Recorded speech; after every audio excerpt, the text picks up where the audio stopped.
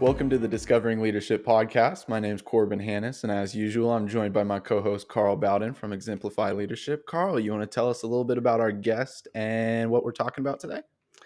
Yeah, so today we are talking about building in relationships. Specifically, how do we define the relationship that we're building? Now, before we go into our topic for today, the purpose of the Discovering Leadership podcast is to invest in you, to help grow in your business, in your personal life, and to help you lead leaders, multiplying the effect of those around you. We want to build a community of leaders. We ultimately want others to lead by example. So today we're talking about defining the relationship. So, what types of relationships are there? How do we define the outcome of a relationship? And how do we clarify communication of that relationship so everyone is on the same page in what is intended? We're going to be talking about growing our relationships to grow our business. Now, today we are joined by Fayola Oyatayo. He is the CEO of Fay Solutions, talk show host, and founder of the Wichita Life Show, brand spokesman, MC, and a media and marketing consultant. Welcome to the podcast, Fay. What's going on, guys? We're happy to have Hey. you here, man. Come on, let's roll. This is about to be a good Bringing one. in that electric I feel it. energy. We love it. I feel it. Let's do this thing, man. Let's do it. So, hey, Yeah, Faye, to Face. start off, do you want to tell us a little bit about what you got going on in business from your perspective? Yeah, Corbin. So, like my man Carl said, I just try and dabble into everything. I think the main thing I want to get from that awesome intro was that it didn't always start there. It was me doing finance and economics, and I was actually minoring in political science. So I wanted to be a politician. I wanted to be a dope financial advisor, and one day I can, say I want to run for mayor, city council, or senator one day. And I just realized that even though I was good at doing that, I didn't find fulfillment in those roles, right? In doing financial advising, in banking, in I was in DC for a couple of months throughout a span of 2 or 3 years, so I didn't find the true fulfillment in that. And to get right into it, I always make sure I say, hey, just because you have a talent in something does not mean that that is your calling. I'll say it again. Just because you have a talent in something does not mean that it's your calling. I have a talent to play the drums. I have a talent to public speak. It does not mean I should go on tour with Maverick City Music and start playing the drums. It does not mean I should go and run for city council right now, right? So you have to also realize that God gives us talents in so many different areas, but you really have to dig deep and realize what is your calling. So with that being said, I found out that my calling was asking great questions, was building intentional relationships. So I said, how do I start a talk show in the city of Wichita? And how do I highlight cool things, events, people that, nonprofits, businesses, everything. And I started doing that about 2 or 3 years ago. And from there, the show took off. Then my personal brand took off. And I started representing other brands, Orange Theory, Chicken and Pickle, Dot Green, so restaurants, gyms, jewelry, all these different things. And I was just bringing my energy to their brand. And from there, I was like, I'm realizing how to market myself. I know how to market my show. How do I scale this and go on the back end and help companies achieve their goals in marketing? So I started a company, started Fay Solutions. And basically, we try and find a solution to your marketing need. So, if Carl has a t-shirt company, I'm talking about, hey, Carl, how do we figure out how to get your t-shirt company to the next level? Do we need to put on events? Do we need to grab you some influencers? Do we need to run your social media? Do we need to add photos or videography? And all those services I just named is kind of what Fay Solutions does. So sometimes Fay Solutions, the solution to that could be myself. I cannot represent Carl's t-shirt brand, so that's kind of what I do in a nutshell. Hey, I started preaching quick, huh? I started going, I went right in there, huh? Come on. I Yeah, love it. that was awesome, Faye. I really like how you're searching for meaning, for fulfillment in what you do. What is your calling? And it sounds like you've taken a lot of time for yourself to really dig deep into who you are to find that. By the way, I'm a drummer as well, so it's awesome to hear that you're a Come on. drummer. There we go. I've yeah. Oh yeah. So I've been playing. I played at K State in the drum line there, and then I played at some church worship bands as well. But Yeah. uh, yeah, it's nice talking to a fellow drummer, and There we go. Oh yeah. it sounds like yeah, it sounds like with what you do, it sounds it's very similar to what a leadership coach does. You ask questions to people to help them to go inside themselves and help them find their calling, their purpose, their mission in their business. And you're effectively doing that within the Wichita community with restaurants, gyms, small businesses, nonprofits.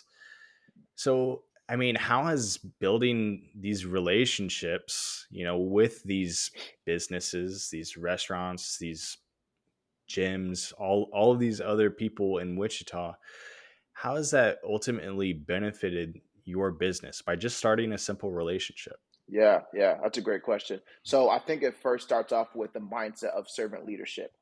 You start off with the mindset Mm, of saying, how can I help them?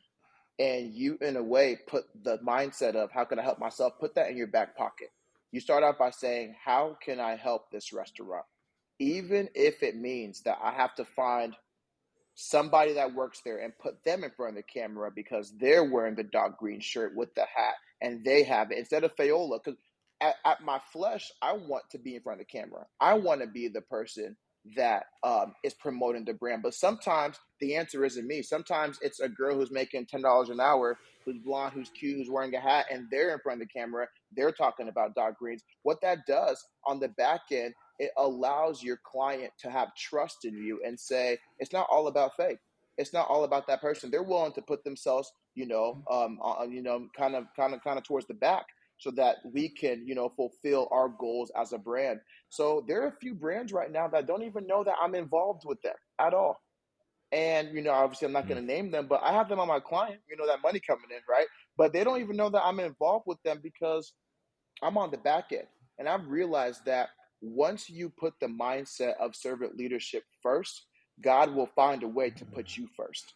And that has happened mm, so many different times in my life to where I was like, I really want to be in front of this brand. I want to be the guy. And I felt that gut thing saying, no, that's not your time right now. And 2 weeks later, Disney calls and says they want me to be in front. It's like, whoa, I didn't see that coming. But it's like you obeyed in the small and now I'm giving you, this in return. So, and we don't have to put faith into it. I think that's just a law of power to where when you give, you receive, right? So, with mm, relationship building and how I've been able to utilize these businesses and then grow my brand, I have started to just say I want to give back to the community. If I charge $1,000 a month for a consulting thing, I don't.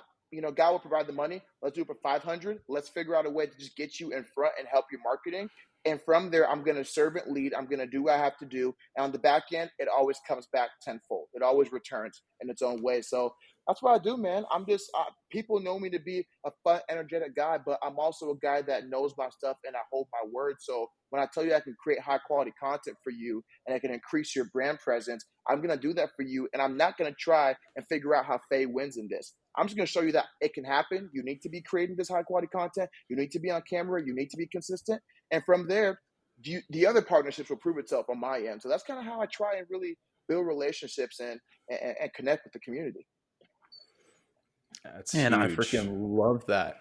Thank It you. it reminds me, I think I've talked about this on a couple of other podcast episodes, but it reminds me of a book that I was reading and changed how I approach relationships. Hmm. It quoted essentially approach relationships in more of a transformational way as opposed to a transactional way. Whenever Thank I you. approach a relationship, you got to ask yourself, what is the other person getting out of this? Thank you. Not if you're always approaching, what am I getting out of this? Then nobody's going to care about you.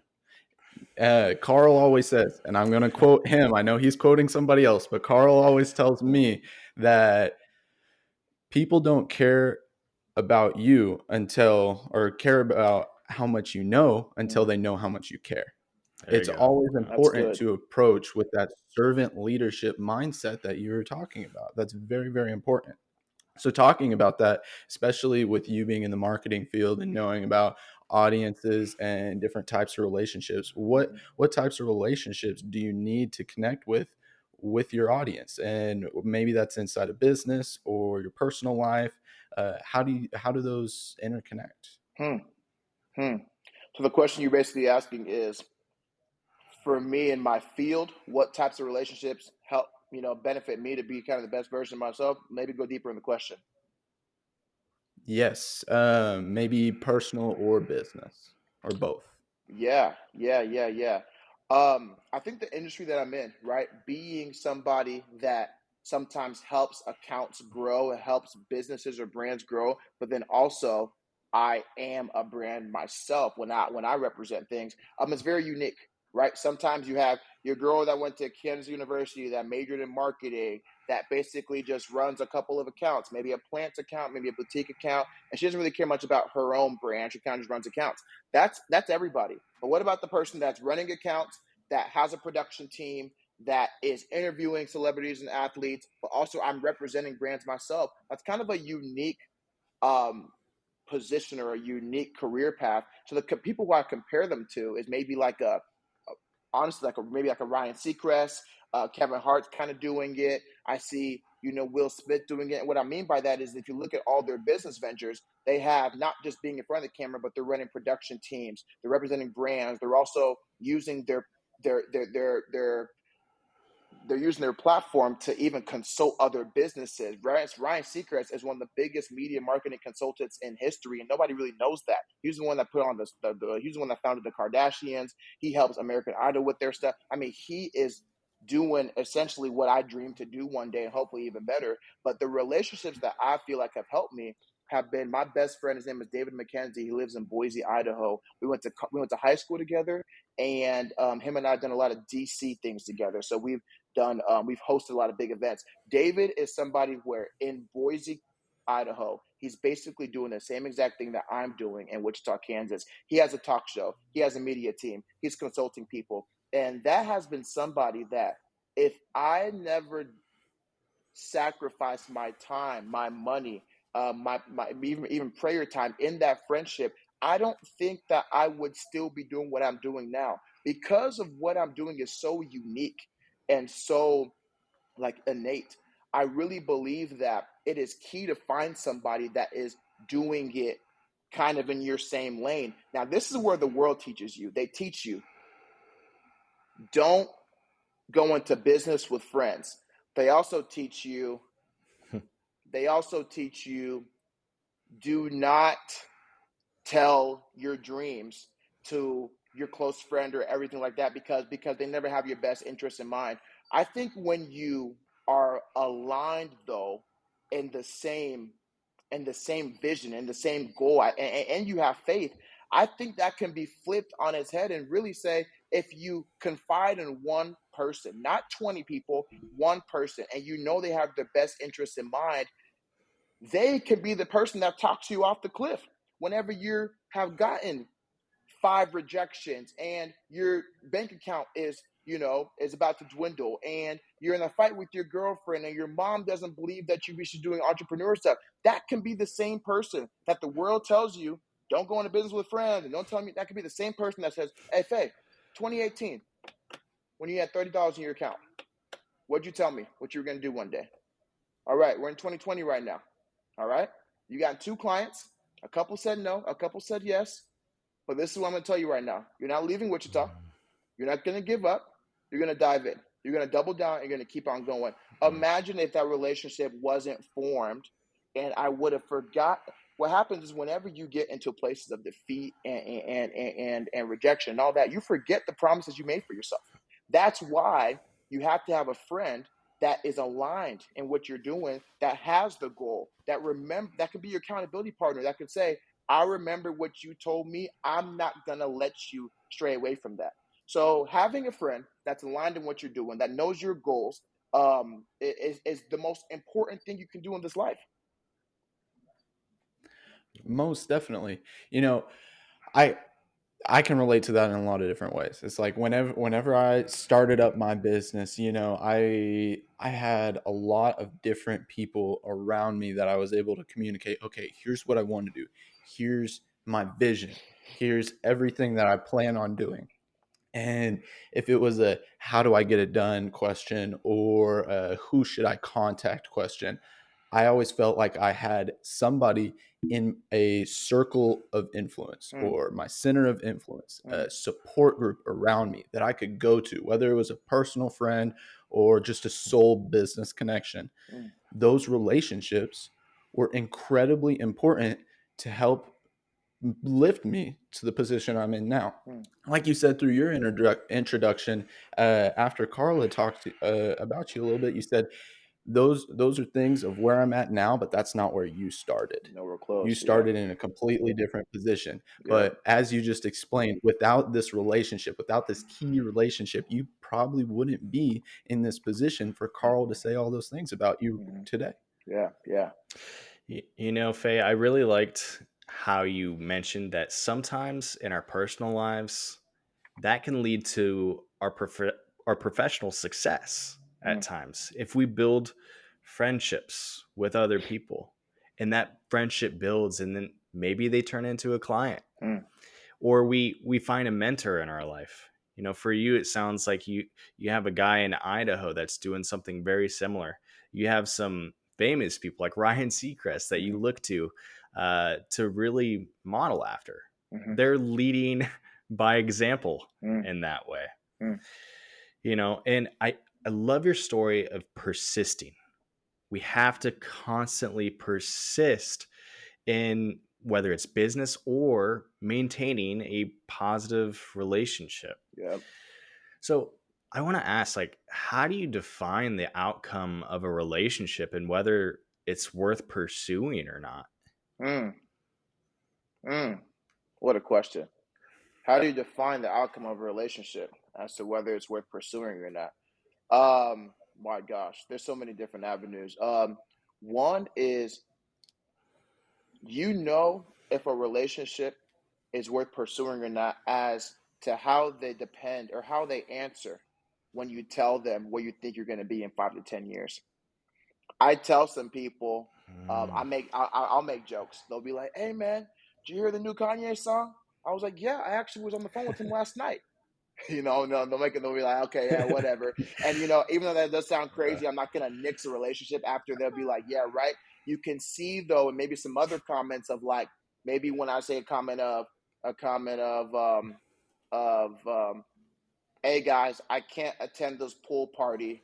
Leanne Rhymes is coming to town. I got to do that interview. And then right after that, I got to go interview Morgan Wallen, who's coming in town in 2 weeks.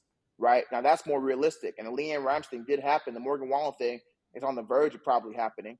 And now, when you have something that realistic, now you really look and see the responses. And if they respond to mm, things like, whatever, bro, come to the pool thing, or like, you're big shot now, I'm not diving into that right there. I like the people that say, "Hey, bro, yeah. go do your thing, man. Can I give you some food while you're studying your script? Can I?" Those are the people that I say, "All right, y'all are my boys now. I'm diving into y'all." I always tell people, I always say, people don't know people don't know the blessings that are coming to them by diving into me. I'm a giver. As Mm, every single videographer that started with me that did work for me for a little bit cheaper than they normally would have, or even for free when I didn't have any money, look where they're at now. They haven't paid for one single meal, one single flight, one hotel room. I tell them, I said, when you're diving into me, you might mess around and become a millionaire in a couple of years. You better be careful. And I say the same exact thing for the people. I say the same exact thing for the people that do not believe me, that do criticize me. I don't give me my credit. I always say, you might have missed it, man. I hate it for you, but you might have missed it. And that's not in a cocky way. That's not in an arrogant way. It's like my heart's a giver. So if you pour into me, I'm pouring to you. Matter of fact, even if you don't even pour into me, I'm still trying to find a way and pour into you. Where it all gets lost is when there's mm, disrespect. When somebody tries to back end or they try and undermine, and I say, hey, man, you might have missed it, because there's a light that's being shown on me right now that nobody can explain but God. And it's very evident all across the city, across the state, across the country. You cannot write down on paper. Somebody was in banking making 30, 40 grand a year, and that within 6 months has made to a six-figure business and is getting reached out to all, people and companies all over the country. You can't write that down. That's only God. So when I tell you that I'm going to pour into you, or that you need to believe me and trust me and not be greedy or not try and take the credit for you, believe. There's so many young entrepreneurs right now that are so hungry, but the common sense is lost. It's like, why in the world are you going to try and charge $5,000 for a video when you're working with Fayola, who can put you into rooms that no YouTube ad can never put you into a room? Don't be selfish. Don't be stupid. So I try and tell people, you need to make sure that if you want to build a good relationship, your dreams, your goals, see how they react around some of those things. And that is a key, determining factor if somebody is going to kind of keep going with you in life, or there's going to be just more acquaintances and you see them at church or at the bar or at a wedding. Wow. I really like how, to determine if you want to invest in a relationship, are you giving, but are they giving and investing into you? Are they pouring into you? Is the relationship genuine? That's what it sounds like. Is it real? Is it authentic? And that is so key. It sounds like you're a giver. So you already start out with that giving mentality. Yeah. Yeah. But that relationship goes both ways. We have to give to each other. We have to believe in others. Yeah. And Faye, when you were talking right there, I could feel the passion within you. It goes back to what you're saying about, is this a calling? When I hear you speak, I can feel that calling.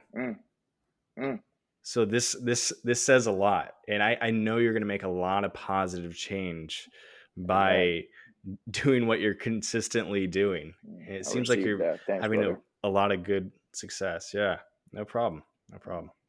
So, Faye, something that I'm curious of, if you're, say, already have a relationship built and you're thinking about that relationship or recollecting on it, or even it's a new relationship that you're trying to build and you're trying to get into further, are there any questions that you ask yourself or ask the other person to find out where that relationship's going to lead?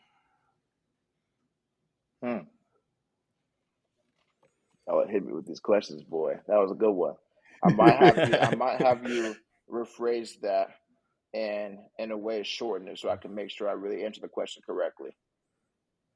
Yeah, no problem. So whenever, let's say, we'll just shorten it down and make it a little bit more specific. If you find a new relationship, like we had just met recently, and whenever we tuned in on here, you're asking me about my story and a little bit more about myself, which nonetheless I greatly appreciate. Luckily, I, through the process of this interview, have gotten to learn a little bit about yourself without even having to ask. Outside of, say, asking about somebody's background or asking just a little bit of the basic top details about them, are there any questions you might ask a person in a new relationship to see, okay, how can I form a relationship? What kind of relationship is this going to be with this person? Yeah, that's a really good question. So, I guess, I don't know if I'm looking for a bunch of new close friends, like to the point where I talk to them as much as I talk to my best friend David, or I talk to my mom or my girlfriend or my family, my parents. But I never want to stop networking, and I never want to act like my bucket is too full with friends that I can't even ask a Corbin what the story is, and that could be a connection. I never do that. So I guess for the level of just like acquaintances, or even just like just my just not even acquaintances, probably just my bucket of friends in total. Like, I will never let that get too full. That's kind of endless. Now, when it comes to like my one percenters, like my 3 or 4, that probably won't ever change. I'm not looking to add it. I don't think anybody should look to add it. But my bucket, in terms of just like, with new connections, Carl, Corbin, whoever I meet tomorrow in the future, that's always going to be unlimited. And I think that's a very, very wise thing to do, because I feel like when people are starting in business, they're hungry. they're networking, they're trying to meet new people. And that friendship bucket we're talking about here is, getting filled, getting filled, getting filled. Let's say now you had a couple of months of 5 figures, 10 grand, 15 grand, and then you're like, oh, I got it figured out. I'm coasting, I'm sailing. The 15 meetings you had throughout the week, the 10 meetings you had throughout the week keep dwindling, dwindling, dwindling. 7 months later, that number of 15 grand that you're making starts to get to now 4 grand, 5 grand. What are you going to try and do? Trying to start pouring back, now you start having commission breath. Now you start trying to be aggressive with your relationships, and now they're not even authentic. And see, I said commission breath because I was selling insurance, back in 2018, and I had that. My relationships were all off of how can I get to the part where I find out how much money they make, so I can start trying to sell them on some insurance policies, on some annuities or some stocks or bonds or whatever. So, I make that comment because you should never, never be too cool or too good to ask somebody's story, to find out anything about them, because it's that 8 seconds or 10 seconds that you take and pouring into them that could change their day, not only for them, but can also be like, hey, there are a lot of media guys out there, a lot of people that can MC events, a lot of people that can run my page. But Fay took the time out of his busy schedule to ask me about him. Let me just call him and see if he wants this opportunity. I want to give it to him. You never know, right? So for me, I'm never too cool. I'm probably one of the busiest guys that I know at my age. I'm running at a crazy, crazy speed. I would never, never, never be cool to ask somebody what their story is. Tell me about yourself. I'm always trying to find a connection, right? You talked about Derby, you talked about an accounting firm, all that. Well, we'll talk afterwards about what you do. How'd you get started, all of that. But I think when you ask those questions about what you should do, and then from there you kind of hear a little bit more, like there's not a trigger for me of like, let me dive deeper into this, it's just more of just like, he's just in the pool of friends, and whenever we need anything, then we do. There's not really a trigger for me that's like, oh my gosh, I have to dive into this person so much more so I can make them my top one. It's just more just like, hey, let's get to know each other, let's connect. If you need anything from me, I got you. If I need anything from you, hopefully that you're available to hit me up, or you're available so that I can hit you up for my needs. And let's just keep it in the friend pool. Let's keep it in the friend pool. That's awesome.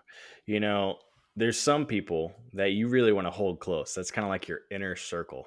So maybe it's your mom or some really key business relationships. And then you have that friend pool or possible acquaintances that could, pull into the business, could develop as a new client. One thing I really liked about what you said is that we must never think we're too cool. We have to humble ourselves and ask the questions to really meet them where they are. It goes back to what you're saying with servant leadership as well. It's not about us. It's about the people we're serving. So, sometimes in building relationships, things might get confusing with what type of relationship we're trying to build. So, what are some of the benefits of clearly defining a relationship and the intention of that relationship? That is so good. And the reason why I'm saying that like that is because I'm walking through that now. When you're a guy that's loving, charismatic, has a fun personality, everybody can think it's a friendship that's going to be forever. It's a best friend. And when you don't define that, you now start creating that. You start creating a situation to where everybody thinks that you are their best friend, that you are there for them 24/7. And frankly, there's not 3,000 Fayolas. I can't do that for every single person. But when I first meet you, I might be like, my man Carl, what's good? Corbin, how we living? Y'all look good, like the hair, white teeth, looking fresh, smell good. But then if I catch you maybe like 4 or 5 months from now, it might not be as whatever, as bright, or as, because it might be in between meetings.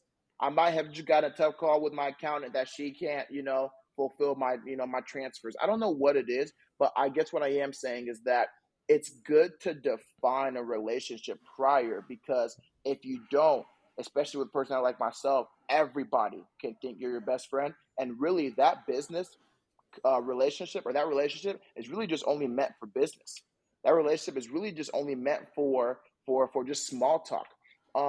So there have been some relationships that I've had in my past where they weren't defined, And it got to the point where there was some feeling of neglection because they felt neglected because I wasn't there for them all the time. And that is where I wish I can go back and be like, hey, bro, you're a good guy, man. I mean, I respect you, but I can't be there for you like at the pace that you want me to be for you. So but again, my one percenters, no matter what, I'm there for them. My mom knows that. My dad knows that. David knows that. Kara, my girlfriend, knows that. I'm there for them, no matter what. How busy I am, they don't even. I don't even tell them how busy. They just know that I'm there for them. So, with that being said, I think part of that is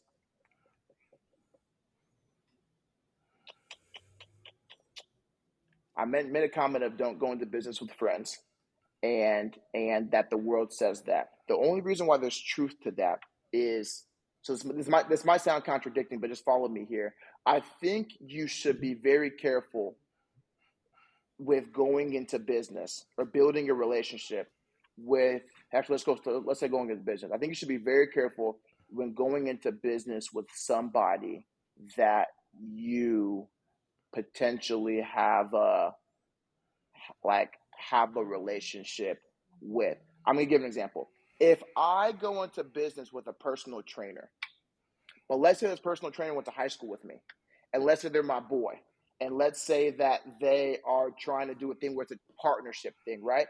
That trainer, because he feels comfortable with me, because we're homies and we can kick it, he might not push me to get my eighth rep, ninth rep, 10 rep. He probably will, for the sake of the podcast, he probably would do in a half butt way, right? He really wouldn't push his all. When you have somebody that refers you to, like, hey, I have a friend, Faye, that knows you, sees your stuff. They can they can be your accountant. They can be your financial advisor. I'm from here on out saying no to that. It's like I'm finding my person through me. There's no like friend to friend. I'm not gonna let a business owner tell me, hey, my my sister or my brother does is a chef. If they are looking for a personal chef, go through them, support their business. I'm not doing that anymore, because what happens whenever that relationship goes south? You not only ruin the relationship with you and the chef or you and the trainer, you also ruin the relationship or put the relationship at risk with you and the person you're doing business with. So I've made a rule for myself. I don't get referrals anymore from anybody that I'm doing business with. No more. Because now I have to almost like not be full Fayola when I'm upset. If I'm like, hey, this food was made wrong, what's the issue? That person can now go, Fayola, aren't you working with him? He's mean to me. It's like, hey, I can't have all this web of feelings and hurt, and I'm being real, because this happened to me. It's like I've been screwed over, but I really couldn't be myself because of because potentially other relationships. That can't happen. That can't be less of me, even when I'm getting screwed, because I'm trying to save another. No. I'm going to find my own person, my own chef, my own trainer, my own accountants, my own people, so that it can be a real relationship. You do this, I pay you this money, and you do it. If you don't do it, you're done. There's not going to be no web of relationships where I cut it off and now I have to risk the other relationship. So it's very, very important to realize that you got to define the relationship up front. This is an A and B thing. You are not going to, be felt like you are, get a discount or get like the really, really nice version of Fayola all the time just because you know somebody. No, this is business, man. No, that makes a lot of sense. And to me, what it sounds like is if you have a relationship that is already predefined, you already define that relationship very frequently, especially when you're moving into a more business, a business type of relationship, it can be very difficult to redefine that relationship and go through that stage where you're defining the relationship a second time. That's especially if, like you were saying, there's a web of relationships and you got to think, okay, how does me defining this relationship affect that relationship that I already predefined? And then does that change any relationships that I've predefined over there? Or any of their relationships, especially if you're a servant leader and you're thinking about putting them first, you're thinking about their relationships too. So it just makes things complex and convoluted. And You're going about business in one way just to try to avoid that, and that's very reasonable.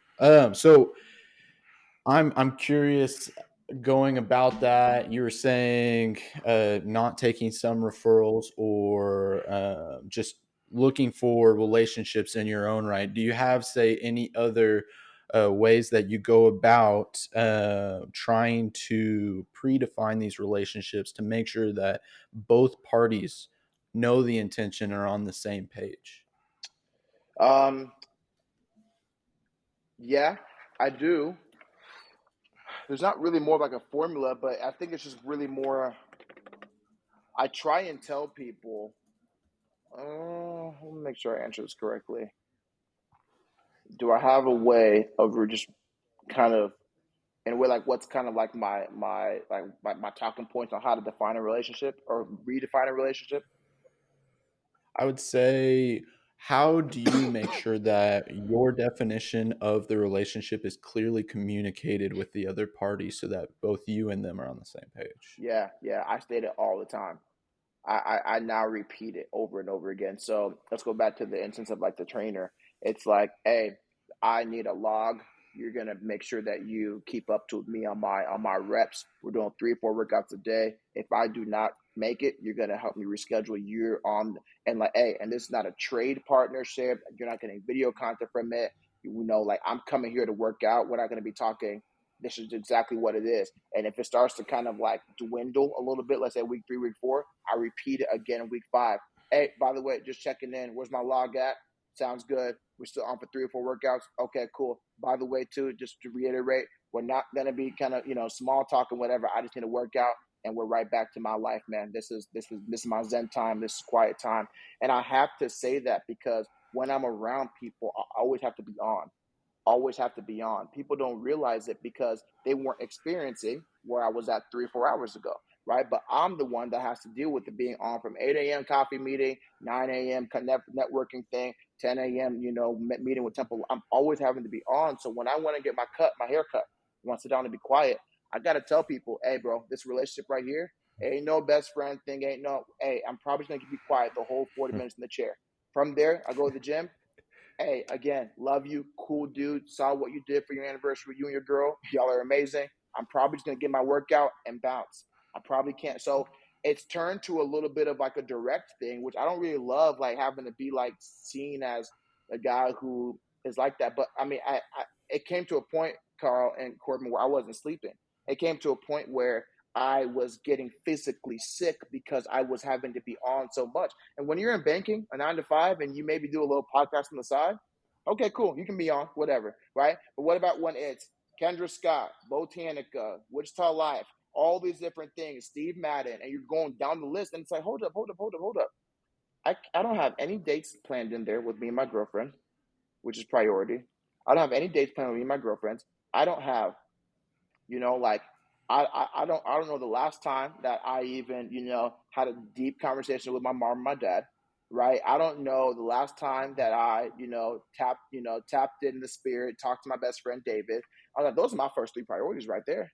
So me being on for everybody else, I Mm. don't care at that point. Like, no, not at the expense of Fayola. So that's when I have to start saying like, hey man, I'm more tired than normal. This workout's a workout and I'm going back home. So redefine the relationship is very, very key because you have to repeat it. You have to keep on repeating it. You have to make sure that they understand. And if they don't understand, they just move on. I've had to go. I've had to move on from certain things in my life multiple times because the relationship wasn't understood. They just weren't understanding the relationship. Yeah. I love how you're so transparent with it. And it is kind of direct in a way, but that is the ultimate way to make sure the point gets across. And you do that through repetition as well, it sounds like. So, through that repetition, you clearly define the intention of that relationship. Now, I have one more question for you, Yeah. Faye. What's one of the greatest outcomes that you have received by clearly defining all these relationships you're talking about in business? Hmm. Hmm. Hmm. Hmm. Hmm. Hmm.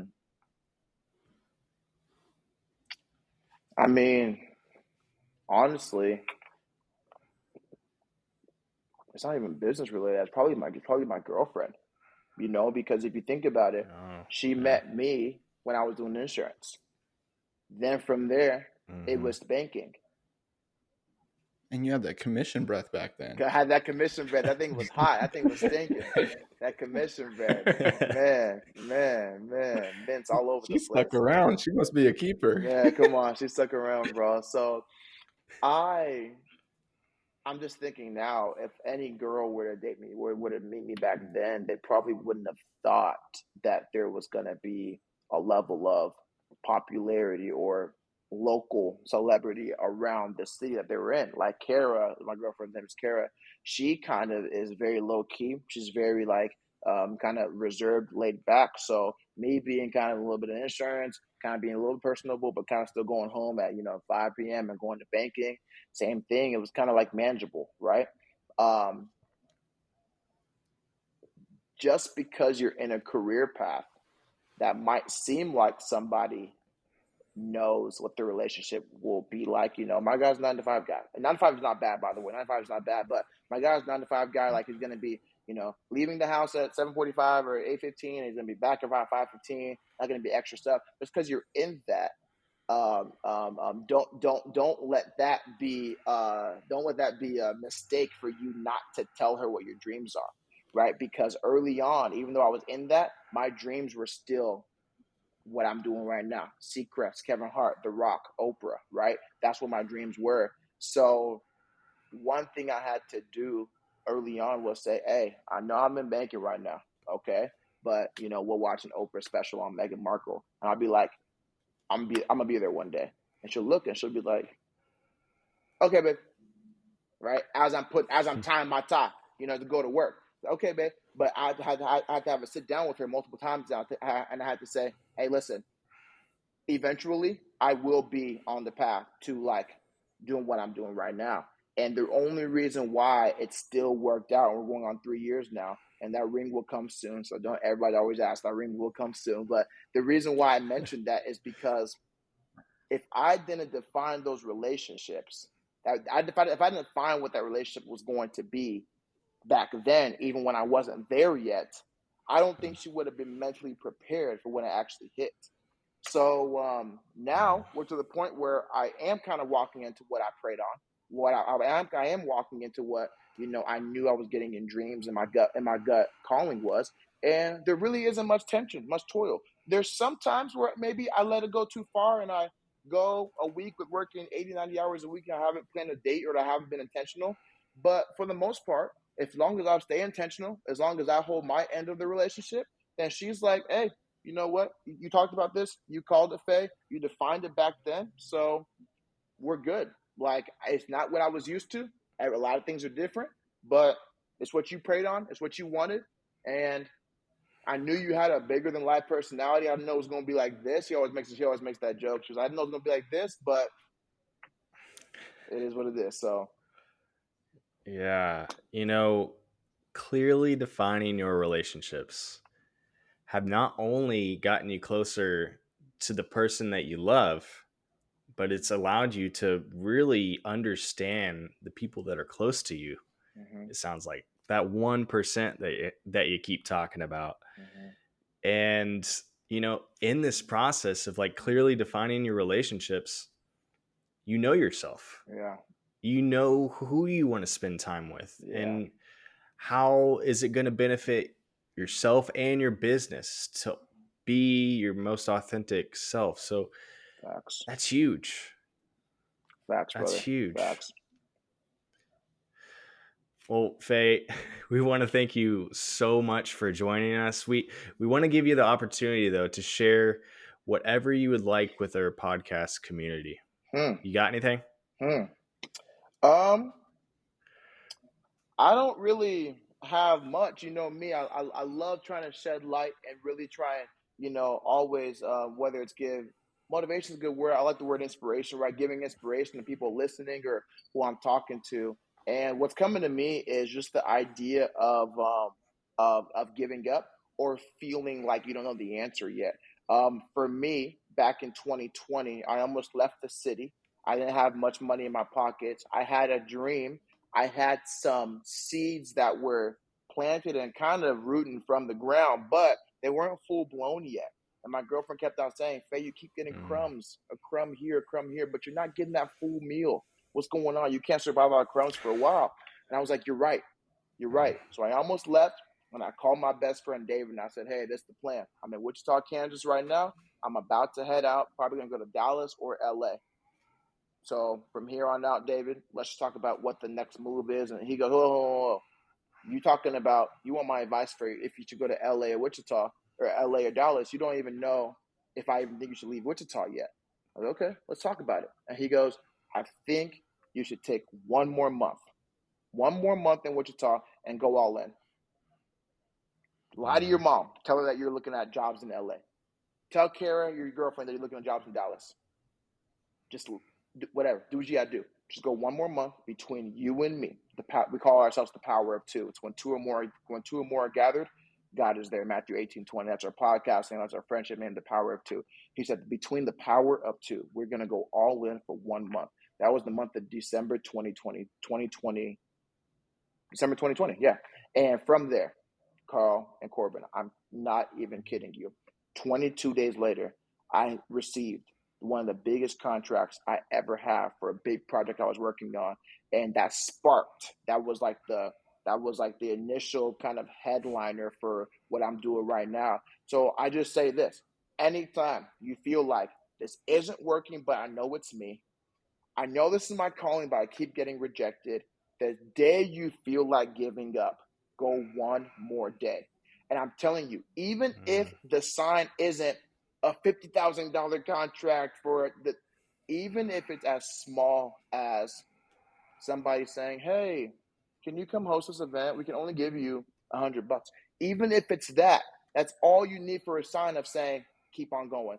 Sometimes people are on the verge of giving up and they wait for the big outcome breakthrough that gets them, $1 million for a whole year. It's like, hold on. Right now, God's giving you a small little contract here. You've spoken to life with somebody who's here. You got an encouraging text there. Those are 3 things that have happened in the past 3 days. But yet you're still looking at the bigger thing that's like, hold up, sit right now in the 3 small things that God has done. That's surviving you, right? Then keep on going. So that's kind of my little just nugget for anybody that's feeling like giving up or they're in a rush and they haven't had a decision. Just wait. I know it sounds cliche, but I'm telling you, it works. It worked for me. So that's kind of my last little nugget. Awesome. Well, thank you so much, Faye. I'm going to remember just one more day. One more day. That's huge. Yeah. Thank you so much. We really appreciate you joining us. Thank you, guys. Well, for our next episode, we're going to continue with our relationship series, and we're going to be talking about growing deeper and closer with others in our relationships. Now, remember, you can catch all our episodes every other Tuesday on either Spotify, Google, or Apple Podcasts. And don't forget to check out Enturian.com. That's Enturian.com. Take a look at Exemplifyleadership.com as well. Carl and I are both posting updates to the podcast and everything else we got going on across all of our social media. And if you want to see a video version of the podcast and actually watch us get to talk to each other, we're posting all the full-length video episodes on the Enturian YouTube channel. One last time, that's Enturian.com, Enturian.com. One final thing after that we always got to make sure to hammer home. Carl, you want to take it from here? Yeah, so alone we survive, but together we thrive. We'll see you on the next episode. Thanks for joining us.